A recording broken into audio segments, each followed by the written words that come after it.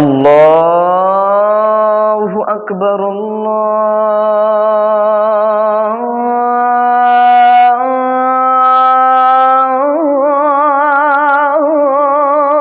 আল্লাহু আকবার,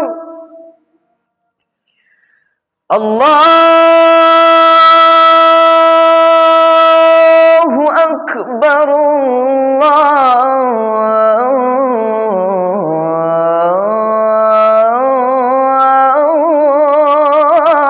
আল্লাহু আকবার। পবিত্রতার আহ্বান আর সুমধুর কণ্ঠে ভেসে আসে আজানের ধ্বনি। সেই কণ্ঠে মুগ্ধ হন মুসল্লিরা। দুই ভাই এক বোনের মধ্যে বড় হাফেজ সাফায়াত হাসান ছোটবেলা থেকেই আলেম হওয়ার স্বপ্ন দেখেছেন, যা আজ সার্থক হতে চলেছে। আউযু বিল্লাহি মিনাশ শাইতানির রাজীম। বিসমিল্লাহির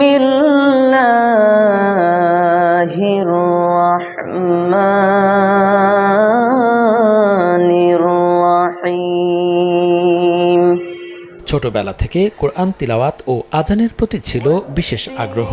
সেই আগ্রহ থেকে আলেম হলেন সাফায়াত হাসান। বিগত সরকারের আমলে ইমাম ও মুয়াজ্জিনদের সচ্ছলতার জন্য কিছু করেনি। বর্তমান সরকার মসজিদের ইমাম ও মুয়াজ্জিনের বেতন ব্যবস্থা করায় খুশি সাফায়াত। এতে করে সব ইমাম ও মুয়াজ্জিনের মতো তার স্বপ্ন বাস্তবায়নের পথ সুগম হবে।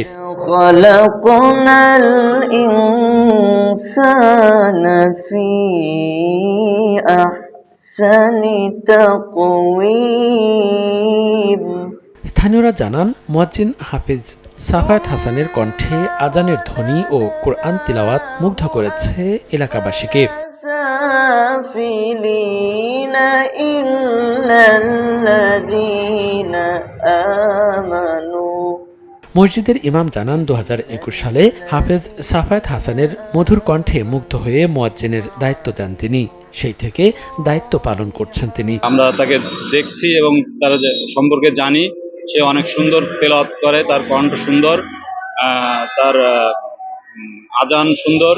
আমরা তার ভবিষ্যৎ মঙ্গল কামনা করছি। আমার বাবা মার আশা ছিল যেমন আমি একজন বড় হাফেজ হব, ভালো একজন আলিম হব। আল্লাহ রাব্বুল আলামিন আমার সেই কথাই নিয়ে যাচ্ছেন। এখনো পড়াশোনা চলছে ইনশাআল্লাহ। তার ভিতরে এই মসজিদের দায়িত্বে আছি। সবারই একটা ইয়ে থাকে যে ঈদের সময় যেন আমার ছোট বোনটাকে কিছু কিনে দিতে পারি, কিংবা আমার ভাইটাকে কিছু দিতে পারি, নিজের একটা ইনকামটা। সেই সুবাদে যারা ইমাম সাহেব তারা খুবই অবহেলিত ছিল বা এখনো আছে বলতে গেলে। সেই সুবাদে যে একটি পরিকল্পনা করেছেন আমাদের বর্তমান সরকার, এই পরিকল্পনা আলহামদুলিল্লাহ অনেক ভালো হয়েছে। তার গলার কণ্ঠ এবং তার মেধা, তার যে যোগ্যতা, এই যোগ্যতা অনুযায়ী সে আসলে অনেক দূর এগোতে পারবে যদি আমরা তার সহযোগিতা করতে পারি। আমি যে যত জায়গায় নিয়ে গেছি মাহফিলে, তত জায়গায় আলহামদুলিল্লাহ খুব সুনামের সঙ্গে সেটা পার করে এসছে আলহামদুলিল্লাহ। সাতক্ষীরা সদর উপজেলার তালতলা সিএনবি জামে মসজিদের মুয়াজ্জিনের দায়িত্ব পালন করছেন সাফায়াত হাসান। মোহাম্মদ জিয়াউল হাসান ও মাতা মোসাম্মদ সাইফুন নাহারের গর্ভে জন্ম নেয়া 3 ভাই বোনের মধ্যে তিনি বড়। সময় সংবাদ, সাতক্ষীরা।